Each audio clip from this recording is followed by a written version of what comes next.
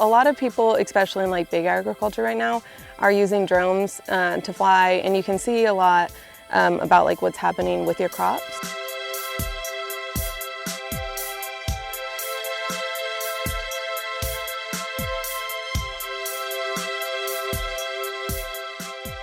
So you can see where maybe a spot in the field is holding too much water or not so much water.